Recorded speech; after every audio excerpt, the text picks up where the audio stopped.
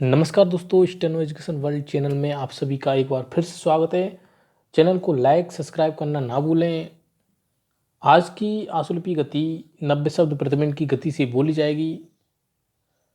Dictation लिखने से पहले एक बात आप सभी से कहना चाहूँगा कि जो भी डिक्टेशन लिखते हैं तो कमेंट बॉक्स में ज़रूर बताएं, जिससे मुझे भी डिक्टेशन रिकॉर्ड करने में अच्छा लगे। चलिए डिक्टेशन स्टार्ट करते हैं कुछ समय बाद। स्टार्ट। उपसभाध्यक्ष महोदय, सबसे पहले तो मैं आपके प्रति कृतज्ञता प्रकट करता हूँ कि आपने इस समय मुझे बोलने का अवसर दिया। विषय का महत्व और बढ़ गया है। अभी एक साल पहले देश के 9 राज्यों में सूखे का प्रभाव रहा और 3-4 राज्य पूरी तरह से बाढ़ से ग्रसित रहे। महोदया, उसका दुष्परिणाम न अभी देश पर से समाप्त हुआ है, न उस इलाके के किसान पर से समाप्त हुआ है। एक बात का और उल्लेख करना चाहता हूँ। एक के बाद एक कई घोषणाएं तो होती रहती हैं। जैसे अभी मंत्री महोदय ने यह घोषणा कर दी, कीमतों की वृद्धि की। मैं वह चार्ट बैठे बैठे पढ़ रहा था। मेरी एक बात समझ में नहीं आई कि भारत की कृषि में जूट व पटसन का कोई स्थान है या नहीं। 1 पैसे की वृद्धि का इसमें उल्लेख नहीं है, लेकिन अब तक देश के अंदर कई बार बीमा की चर्चा हो गई है। पूर्ण विराम पैरा।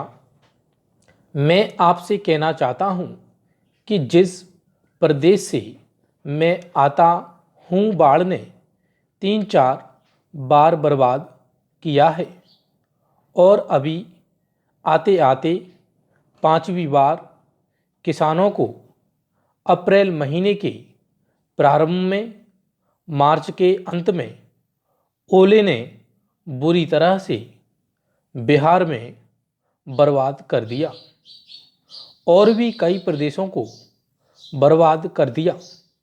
अगर हम चर्चा करते हैं फसल बीमा की, तो यह फसल बीमा का मकसद वास्तविक रूप से जो पीड़ित किसान हैं उन तक पहुंचाना है। इसके लिए मैं सरकार से कहना चाहता हूं कि आप प्रीमियम की आकांक्षा सीमांत और लघु किसानों से मत करिए, बल्कि केंद्र सरकार फसल बीमा के प्रीमियम के लिए राज्य सरकार को विवश करें कि वे प्रीमियम के लिए आए। पूर्ण विराम पैरा।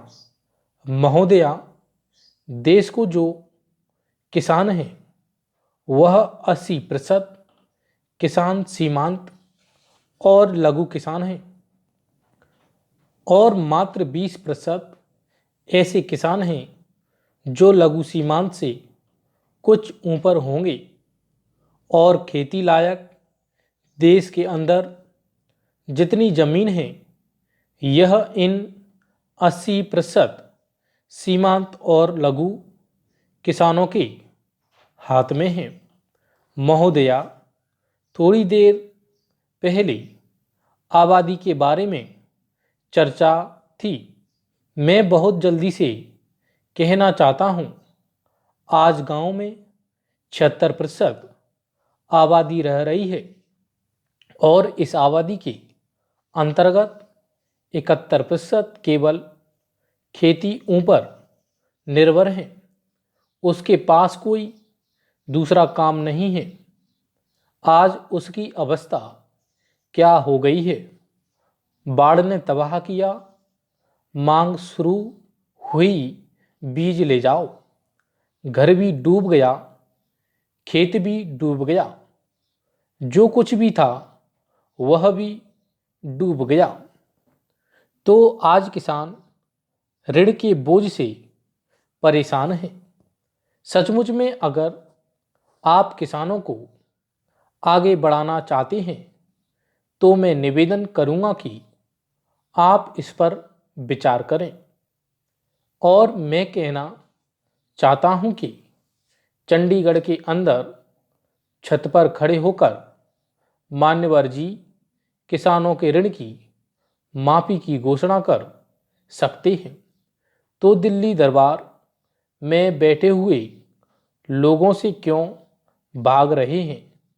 वह किसानों के ऋण की माफी की घोषणा क्यों नहीं करते? पूर्णब्राह्म स्टॉप।